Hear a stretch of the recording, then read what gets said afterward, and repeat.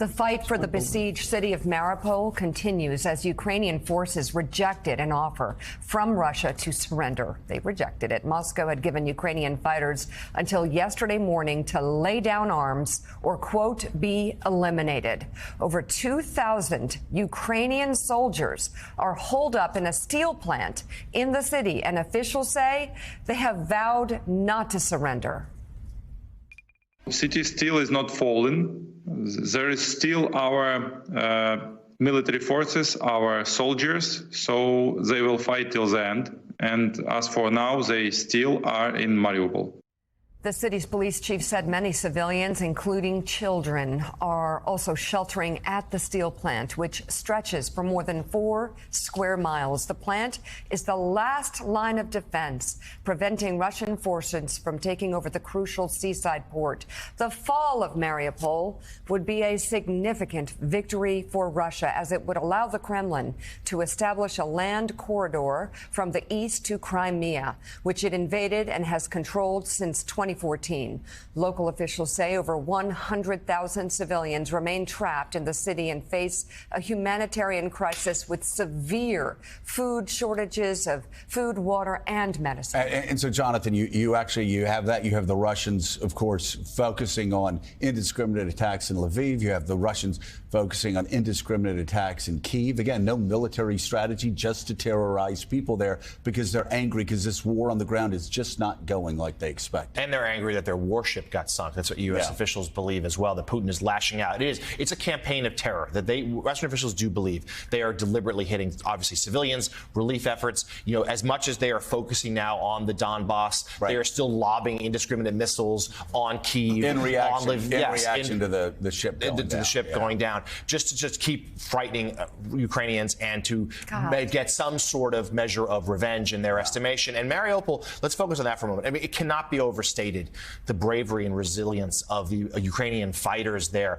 The Russians thought they were going to have Mariupol in a matter of days. We're 2 months into this. And yes, U.S. officials do believe it's probably on the verge of falling, although we shouldn't underestimate the Ukrainians ever again. But even if it were to fall, as terrible as that would be, it has taken so much Russian energy and effort and resources there they couldn't use anywhere else. So that's such an act of heroism. I mean, it is unbelievable what the Ukrainians, the damage they're inflicting. And by the way, another Russian general has been killed fighting in Ukraine. The governor of St. Petersburg confirmed the death, but did not say when or where it happened. The general, who was buried over the weekend, was commanding Russian troops near Mariupol.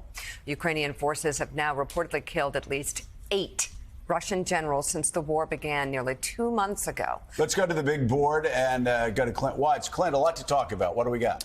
Yeah, so interesting. I'm going to start in the south today because we were talking about Mariupol. Mariupol here, this is the land bridge that we had talked about. Mika had just talked about. This is what they had sought to establish, and they will essentially get to over the next probably 1, 2, or 3 days. That steel factory is remarkable, though, because that's the last place in urban combat that you'd ever want to assault. You can imagine just a number of forces in there. They've been holed up for a long time. It's really, can they keep food, water, basic sustenance going?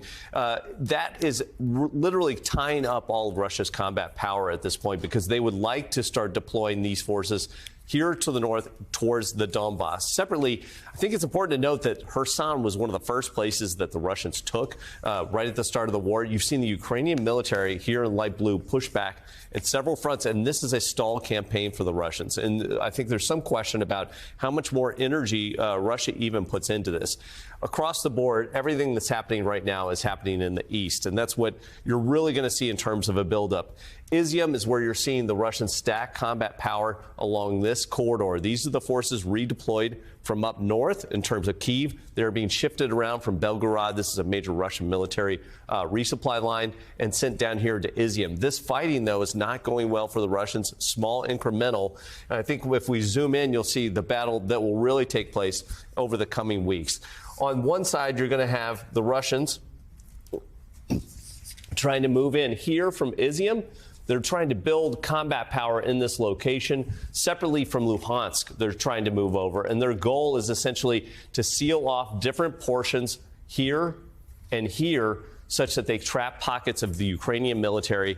If they can trap them, they'll essentially cut them off from resupply, similar to what they're doing in Mariupol. But what I would note is that when you look here at what's going on with the Ukrainians, they're putting up a very stiff fight here in Izium. Sloviansk will be the place to watch over the next 4 to 6 weeks to see how this battle plays out. Sloviansk is key because it allows the Ukrainians to continue to defend along this axis and here from Donetsk. So really, at this point, it's a race. Can the Russians resupply quicker coming in on this axis, or can the Ukrainians resupply quicker in terms of the defense? And when you zoom out and just look at the east, it's going to be a battle. This is going to not even really kick off for another month or so. Remember, it is warming there. There's mud. That means that Russian armor is really tied down to roads. This is going to be a very slow battle, and I think what we're going to want to watch is how quickly can the Ukrainian military take all that new weaponry that they're getting in, push it here to this front, and can they hold off another armor advance on another set of cities here in the east? So the question is, obviously, Mariupol is so important. There's such significance to that, Clint. I'm curious, are the Ukrainians unable to send reinforcements? Are they unable to figure out a way to get supplies in to those that are trapped inside that still facility? Yeah. So, Joe, right now, from the perspective down here in the south, let me see if I can zoom out. When you look at this, what the Russians were able to do with this land bridge here during the early days was essentially move all the way around and capture this entire section. This essentially cut them off from the sea. Mariupol, one of the things about it was that you could resupply from the sea. It was one of the only places. Separately, the Russians have taken over this entire rail line that just literally leaves these very small pockets that are surrounded on all 3 sides and basically pinned right up against the water.